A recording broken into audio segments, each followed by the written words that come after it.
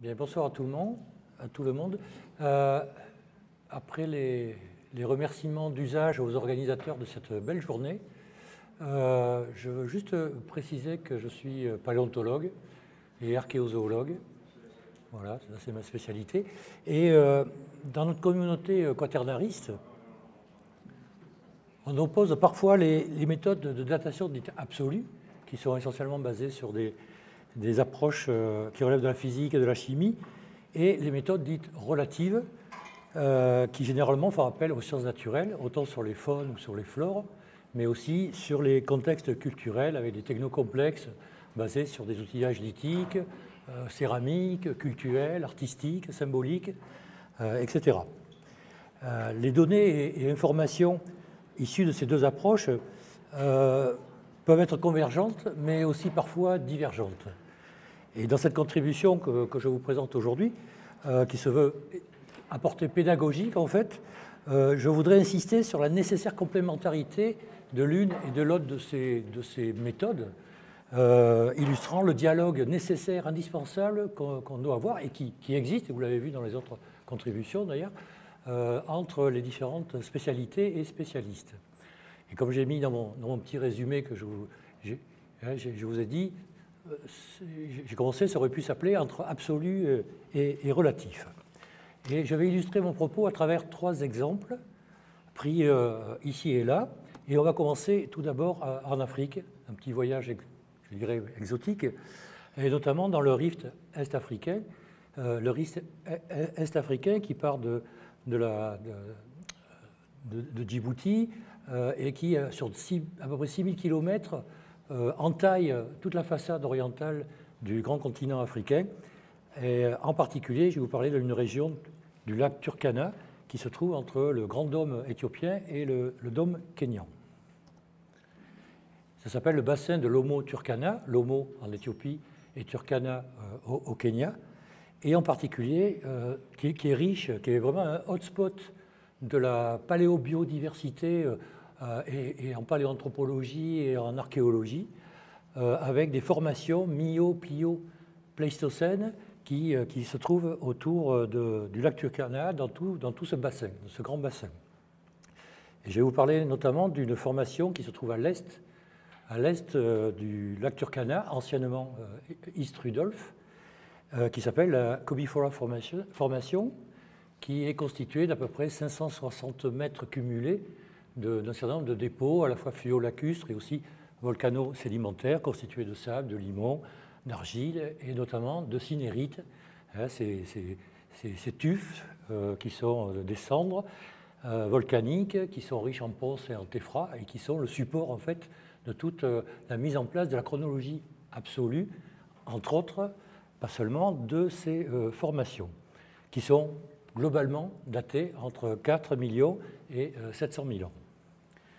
Et dans cette formation de Kobifora, je voudrais en particulier vous parler du KBS-TUF.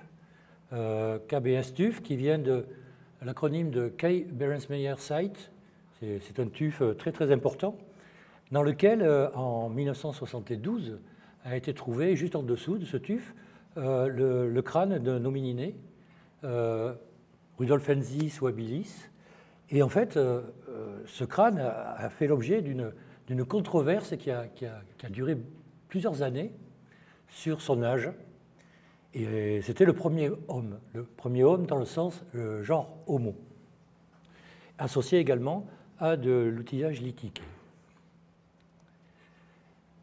Dès le départ, il y a eu une salve de méthodes qui ont été mises au point, enfin pas mises au point, mais appliquées sur ce TUF KBS, à la fois potassium-argon, argon-argon, du paléomagnétisme, des traces de fission, du potassium-argon, de l'argon. Je vous ai mis tous les travaux qui ont été faits dans ces années 70-76 et qui ont permis de mettre en évidence un âge ancien, très ancien, entre 2,6 et 2,4 millions d'années pour le TUF KBS, ce qui voulait dire que l'homo, le genre homo qui était dessous, était très vieux. Et ça a fait, à l'époque, dans les années 70, ça a été un scoop et vraiment quelque chose de très, très, très étonnant, et ça en a étonné plus d'un également. Et ce travail de géochronologie a été assez rapidement suivi par le travail de biochronologues, des paléontologues, qui ont travaillé sur un certain nombre de groupes, en particulier les suidés et les proboscidiens, les cochons et les éléphants, avec en point d'orgue un symposium qui s'est tenu en Nairobi en 1973 et qui a effectivement fait débat et confronté les biochronologues et les géochronologues. Les suidés sont vraiment des... C'était un groupe qui était très très diversifié pendant le Pléistocène en Afrique, avec de très très nombreux genres, et ils ont la particularité, notamment au niveau de leurs molaires, de même que chez les éléphants, d'augmenter leur taille et leur hauteur, leur ipsodontie. Et donc on peut faire une courbe comme ça, ici, là, une courbe du plus vieux au plus ancien, avec les différentes formations qu'il y a dans ce bassin de l'Homo turkana, mais également à Olduvai en Tanzanie. Il y a eu des travaux qui ont montré qu'il y avait un processus évolutif régulier qui allait vers un accroissement de la taille et de la hauteur des couronnes.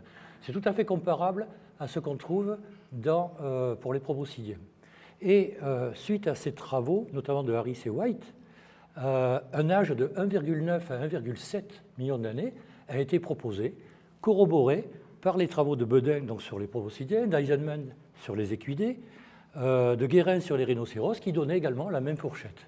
Vous voyez qu'entre les géochronologues et biochronologues, il y avait une différence de 700 à 900 000 ans, ce qui n'est pas rien pour dater l'apparition, à l'époque c'était ça, l'apparition du premier homme, du genre Homo. Je fais une parenthèse, depuis, c'est-à-dire récemment, le genre Homo a été daté et retrouvé et déterminé à 2,8 millions d'années dans la dépression de Lafar. Mais ça, c'est une histoire récente, je vous parle d'une histoire là un peu plus ancienne, du XXe siècle. Et une deuxième salve, du coup ça a un peu piqué les géochronologues qui ont de nouveau mis en place et appliqué des méthodes, les mêmes méthodes, potassium argon, paléomagnétisme, mais avec une résolution encore meilleure et une méthodologie plus fine, de même qu'on a vu pour le carbone 14, ça n'a pas arrêté de s'améliorer au niveau technique. Là, c'est pareil, les méthodes se sont améliorées. Et la date qui a été retenue globalement pour cette deuxième salve entre 75 et 80 des géochronologues tournait autour de 1,87, plus ou moins 0,02 millions d'années. Et c'est la date qui est actuellement acceptée pour dater ce tuf KBS.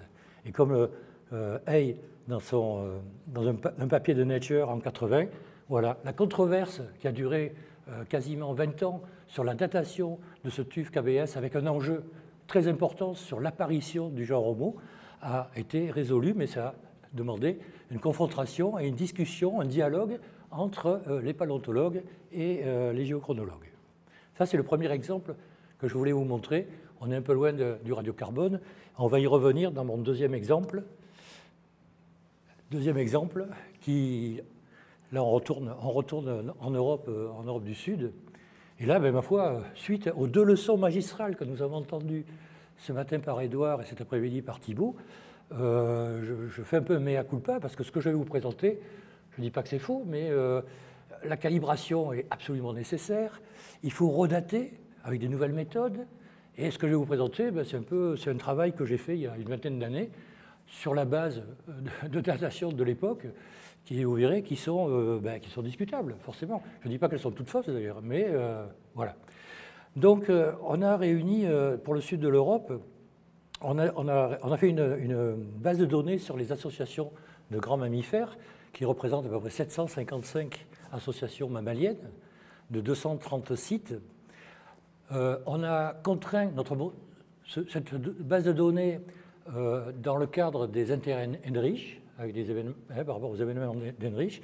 Oui, j'ai oublié de dire que c'était une période, la période Pléistocène supérieur, c'est-à-dire entre 55 et 10 000 ans. Au niveau culturel, on est le passage du paléolithique moyen au paléolithique supérieur, avec le paléolithique supérieur ancien, EUP, ou le Pléistocène paléolithique supérieur récent, le solutréen et le magdalénien. Au niveau anthropologique, comme vous le savez, il y a le passage Néandertal et homme anatomiquement moderne. Et tout ça pris dans un espace qui concerne 7 zones, le Portugal, le centre de l'Espagne, l'Espagne méditerranéenne, les Cantabres, les Pyrénées françaises, le bassin aquitain et la midi méditerranéen français. On a beaucoup parlé de temps, on parle beaucoup de temps, mais il y a quand même une dimension qu'on oublie peut-être un petit peu, bien qu'on en a quand même un peu abordé, c'est l'espace. On n'est pas seulement dans le temps, on est aussi dans l'espace. Donc le travail que je vous présente, qui est un peu didactique en définitive, se place dans un espace-temps. Et il faut toujours penser à ces deux paramètres. Il ne faut pas oublier, Thibault l'a rappelé aussi, on n'est pas seulement dans le temps, dans une chronologie, on est aussi dans un espace. Et cet espace, il est hautement variable. Il n'est pas uniforme. Comme je vous ai représenté ici, il y a des grands massifs montagneux, il y a des grands fleuves qui partitionnent l'espace. Donc tout ça, il faut en tenir compte. La ligne verte, c'est la ligne climatique euro-sibérienne. Bon, c'est pas avec des influences océaniques, continentales, méditerranéennes, néoclimatiques. Bien sûr, le climat est une composante essentielle de nos approches. Donc, globalement, notre base de données concerne un certain nombre de régions, de zones. Ici, je vous ai juste pour vous indiquer les 755 associations de faune qui sont parfois combinées parce qu'il y a des sites qui sont multistratifiés, c'est-à-dire qu'on peut avoir 10 niveaux solutréens qui ne font pas plus de 5 cm et qui correspondent à une fourchette chronologique quand même très resserrée. Et là, j'ai eu tendance à les cumuler. De même, je me suis basé sur 546 dates. Vous voyez qu'elles sont assez variables d'une zone à l'autre. Et, mea culpa again, c'est du conventionnel. J'ai fait avec ce que j'avais à l'époque. Et voilà le contexte taxinomique qui concerne à peu près une quarantaine de taxons, bien que certains n'ont pas été pris en compte, comme Alceste, l'élan, le daim, Dama, Alopex, le renard polaire, qui sont des espèces très très peu fréquentes ou quasiment absentes de notre région d'études. Du coup, je me retrouve avec 18 espèces d'herbivores, 14 de carnivores, c'est-à-dire 32 taxa au niveau spécifique. Et j'ai placé tout ça, je dirais, pour chaque zone, dans ces différentes périodes inter-Henrich. Désolé, c'est de l'Uncal de nouveau, que vous avez ici, d'après les données que j'avais à l'époque. Vous voyez les références. Donc on a 5 périodes inter-Henrich et 7 zones géographiques. En fait 6, parce que l'Europe, l'Espagne centrale a livré très très peu de données, très très peu de sites. Donc en fait, on a 6 zones géographiques. Et j'ai calé toutes mes dates en fonction à la fois des inter-Henrich, c'est les barres grises horizontales que vous voyez. Et j'ai tout calé par rapport aux sites et par rapport au contexte chronoculturel. MP, paléolithique moyen, EUP, Early Upper Paléolithique, c'est-à-dire l'Aurignacien et le Cretancien, LUP2, le Solutréen, il y a une faute là, LUP1 normalement, Solutréen, suivi de LUP2, le Magdalénien. Et vous voyez quand même, juste un premier coup d'œil, que globalement, les dates, par exemple, se placent toujours à l'intérieur, entre 2 périodes inter-Henrich. Ici, ça déborde un peu, et de nouveau ici. Bon, les Cantabres, on a fait pareil pour les Cantabres, on peut s'apercevoir qu'il y a des gros gaps, il y a des grosses lacunes au niveau des dates qui étaient disponibles à l'époque. Mais de même, on retrouve quand même une certaine interstratification, si j'ose ce terme, entre des périodes inter-Henrich. Et voilà ce qu'il y a dans le bassin aquitain. Donc si on recale ça dans un tableau un peu par rapport aux zones et aux périodes inter-Henrich, on peut savoir qu'il semblerait, en tout cas c'est une hypothèse de travail que je propose aux archéologues, que ces différents technocomplexes typés du paléolithique moyen et du paléolithique supérieur se succèdent se calent assez bien par rapport à ces périodes inter-Henrich, sachant qu'il y a parfois des petits chevauchements ici ou ici. Elle est où ma souris ici, où on aurait un magdalénien plus récent dans le bassin aquitain et la Provence que dans les autres zones géographiques. Je ne vais pas discuter plus de ce cadre chronoculturel qui demande bien sûr à être conforté par de nouvelles analyses, de nouvelles méthodes et de nouvelles dates un peu plus résolues. Mais ce que je voulais vous montrer, c'est ce qu'on peut faire avec ce genre de données, ce travail qu'on a fait avec Gilles Escarguel de Lyon, en travaillant sur une analyse taxonomique et sur la distinction de ces différents taxons basés sur des indices écologiques qui sont classiquement utilisés en écologie actuelle des faunes, en particulier le travail de Warwick et Clark, qui ont travaillé sur des poissons actuels de Méditerranée. Je ne rentrerai pas dans le détail méthodologique de ce genre d'approche, c'est la distance taxonomique au niveau spécifique, générique, familial, et on peut faire un certain nombre d'indices taxonomiques de distinction qui sont à la fois qui peuvent être moyennés, qui vont permettre d'avoir un delta plus, qui est un indice de disparité taxonomique, un delta, un V, je ne sais pas comment on appelle ça d'ailleurs, un V à l'envers plus, qui est l'irrégularité qu'on peut trouver au sein de ces associations, qui, somme toute, j'ai oublié de le dire, que globalement, quand on les regarde, à part peut-être le sud de l'Espagne, vous allez voir, sont très très homogènes sur la période considérée. On ne voit pas, si on regarde la liste d'occurrences, et qui sont basées sur ce qu'on appelle des SPLOC, des Species Locality Occurrences, c'est-à-dire c'est du présence-absence. C'est assez simple, c'est assez basique comme méthode, mais c'est très très efficace parce qu'on peut les tester au niveau statistique. Et on fait ce qu'on appelle des analyses de clusters interrégionales à toute période Heinrich considérée. Et ce qu'on obtient, c'est un diagramme dit de Venn, où on retrouve tout le sud de l'Ibérie qui reste associé. Et c'est très logique, ça, hein, la Provence, le sud de la France, de la Provence au bassin aquitain, qui reste associé, et puis les Cantabres et la Catalogne méditerranéenne, qui on ne sait pas trop où ça se place. Du coup, on a poursuivi cette analyse. Vous voyez qu'il y a un certain nombre de tests statistiques qui sont possibles pour tester la validité de ce modèle. On a voulu tester, bien sûr, pour chaque période inter-Heinrich. Et voilà ce qu'on obtient. Entre H5 et H4, on a donc un regroupement sud de l'Ibérie. Vous allez voir, tout au long de cette période dont je vous parle, le sud de l'Ibérie va rester concentré, associé, avec un certain degré d'endémicité, d'ailleurs, dans les faunes de mammifères, grands et petits, d'ailleurs. La Provence est associée au bassin aquitain. Vous voyez que le Pyrénées française n'est pas associé à tout ça. Entre le H4 et le H3, on voit que la Provence se rattache plus vers la Catalogne, alors que le bassin aquitain est plus relié à la zone pyrénéenne française. Cantabres est toujours à part. Entre le H3 et le H2, là, il y a un problème, c'est qu'on a un manque de données. Dans certaines régions, on a très très peu de données, les points d'interrogation. Et on voit que c'est le bassin aquitain qui se connecte, je dirais, avec la Catalogne.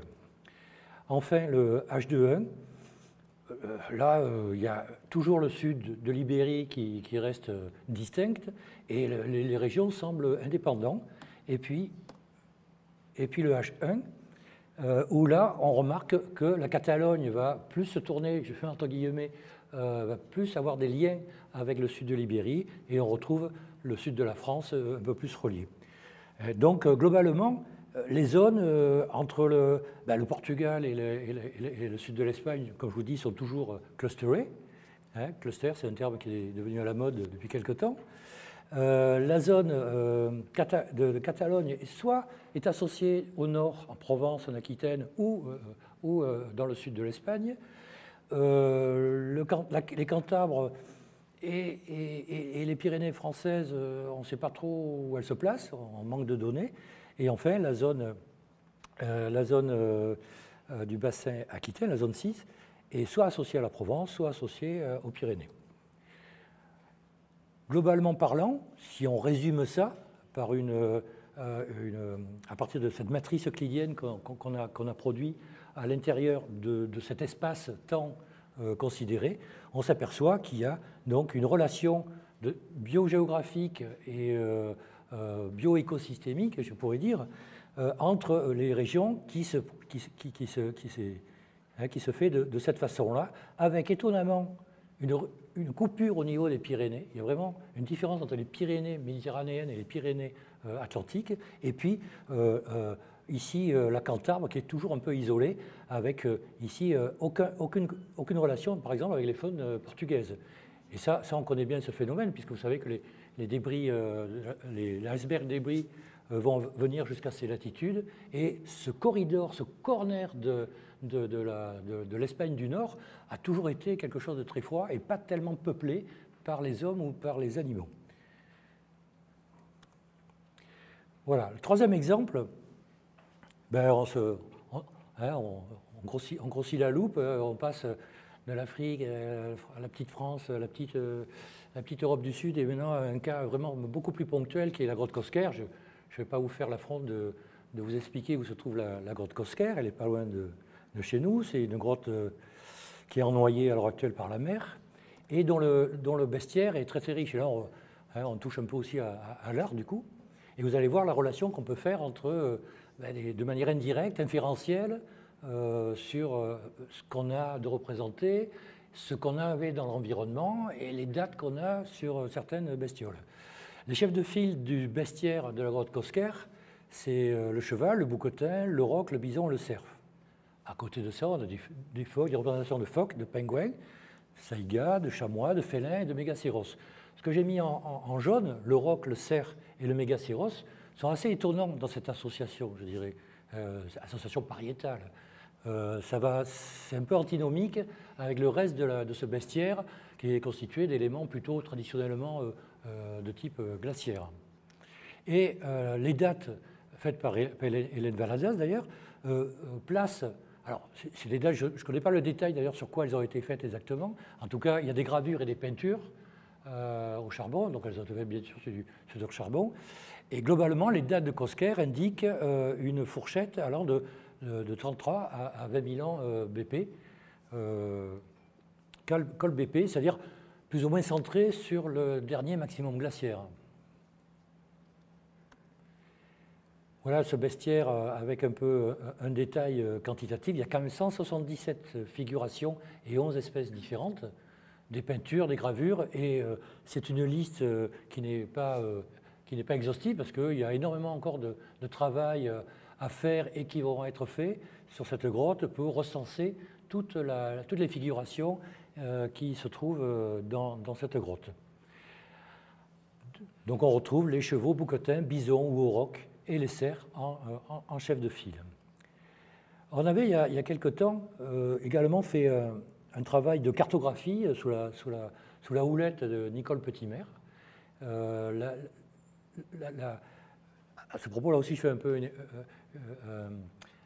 une parenthèse. L'approche cartographique, c'est-à-dire représenter sur une carte certains processus, peuvent être hautement pédagogiques et instructif, et ça illustre parfaitement bien parfois le propos et la complexité de certaines choses. Si on fait un zoom sur cette grotte Cosquer et son emplacement, qu'est-ce qu'on remarque? On remarque de part et d'autre, Massif central, Alpes, des zones qui étaient englacées avec un sol gelé, voire permafrost, etc. Mais surtout le sillon rhodanien avec des vents très très puissants et des dépôts de l'œuf en jaune qui sont très très importants. Donc il faisait vraiment très froid, avec un vent très violent au dernier maximum glaciaire, et puis bien sûr un trait de côte qui était complètement décalé par rapport à l'actuel. Nous avons voulu un peu travailler cette zone, Provence, Vallée de l'Ardèche, Languedoc, en faisant un peu pareil, en faisant une base de données faunistique, association, et ça regroupe, alors je ne sais plus combien, il y a plus de presque 70 gisements sur la période considérée, quoi. Et donc on a traité indépendamment la Provence, le Languedoc et la vallée de l'Ardèche. On peut vous dire de suite que la vallée de l'Ardèche, les sites sont beaucoup plus côté languedocien, du côté droit, de la rive droite du Rhône que de la rive gauche. Le Rhône étant une barrière naturelle très importante qui a fonctionné vraiment très longtemps, à la fois pour les associations faunistiques, et effectivement on ne retrouve pas les mêmes associations de part et d'autre, et de même au niveau culturel et anthropique, les technocomplexes sont différenciés entre rive droite et rive gauche, je dirais. Bon, le sud-est de la France, on est toujours dans ce créneau, dans cette fourchette chronologique 33-20 000 ans. Et ce qu'on remarque, c'est que les chefs de file qu'on avait vus tout à l'heure, alors regardez pas trop l'Ardèche, mais regardez surtout les courbes de la Provence et du Languedoc. Vous voyez qu'il y a parfois autant il y a beaucoup de bisons dans un lieu, mais il n'y en a pas beaucoup dans l'autre. Par contre, il y a toujours beaucoup de cerfs. Donc on retrouve quand même les éléments figurés à la Grotte Cosquer. Mais globalement, pendant le stade 2 et pendant le LGM, il y a très peu de gisements dans cette zone, dans le Massif central et dans le sud-est. Et ces deux régions étaient très exposées aux aléas climatiques. L'une au froid à cause de l'altitude et la continentalité, le Massif central, et l'autre au vent violent, attesté par d'importantes formations, comme je vous disais, de l'Ouest, de limon éolien, et c'était à peu près inhabitable, autant pour les hommes que pour les animaux. Et au sein de ce bestiaire, de ces représentations, on a une petite bête un peu particulière qu'on appelle la saïga, l'antilope saïga, qui vit actuellement en Mongolie. C'est une espèce plutôt adaptée, plutôt adaptée au froid. On a 2 occurrences dans le Languedoc, 2 en Provence et rien du tout en Ardèche. Donc elle est vraiment très discrète. Et si on regarde, si on fait un état des lieux de cette espèce dans l'espace sud de la France, on remarque que, comme je vous disais, c'est une espèce typique de steppe continentale, avec le cheval, le bison, le renne, qui évite les zones accidentées. Voilà la gravure qu'on retrouve à Cosquer, et on reconnaît le mufle, je dirais, le nasal arqué de cette antilope ici, qui permet d'avoir une importante cavité nasale qui est en relation avec le réchauffement de l'air très froid qu'elle peut respirer. Ça, c'est l'explication qu'on en donne.